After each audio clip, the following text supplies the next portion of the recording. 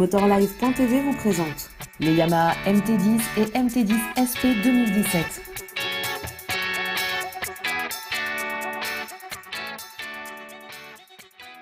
Sur le stand Yamaha de l'Intermote 2016, on trouve cette MT-10. Alors là, comme ça, en la regardant, elle n'a rien de révolutionnaire. C'est pas une nouvelle MT-10, mais disons qu'elle profite d'une nouvelle cartographie. Vous savez, il y a plusieurs modes, un mode standard, un mode A, un mode B.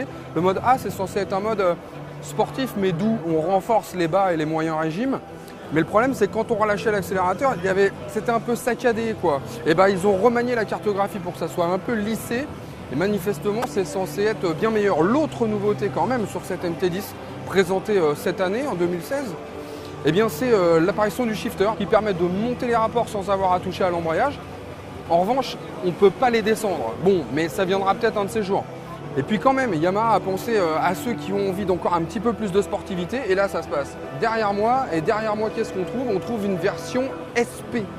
Pour ceux qui veulent vraiment plus de sportivité, et bien sûr la version SP, Yamaha intègre des suspensions E-Lins, des suspensions qui sont gérées électroniquement avec ce qu'on appelle un SCU, c'est-à-dire Suspension Control Unit en anglais dans le texte, n'est-ce pas? Et donc ça permet à cette moto de encore amplifier son côté sportif. Et je vous rappelle que quand même à la base, on s'inspire quand même et on vient chercher des éléments quand même d'une R1.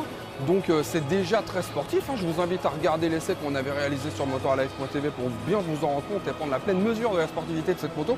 Elle intègre en fait l'instrumentation spécifique. C'est un écran TFT qui provient là pour le coup directement de la R1M avec en plus un petit écran LCD qui permet d'avoir une moto encore mieux équipée que la MT-10 d'origine. Malheureusement, vous la voyez là, elle est plutôt jolie avec son nouveau coloris blue carbone, mais j'ai pas de prix à vous donner. Je suis bien malheureux, il va falloir attendre encore quelques semaines. Moi, quelque chose me dit que chez Yamaha, on aura les tarifs plutôt à l'ECMA et pas à Intermote. Voilà, ceci étant, je vous laisse profiter quand même du design plutôt léché de cette MT-10 présentée cette année à l'Intermote 2016. Donc.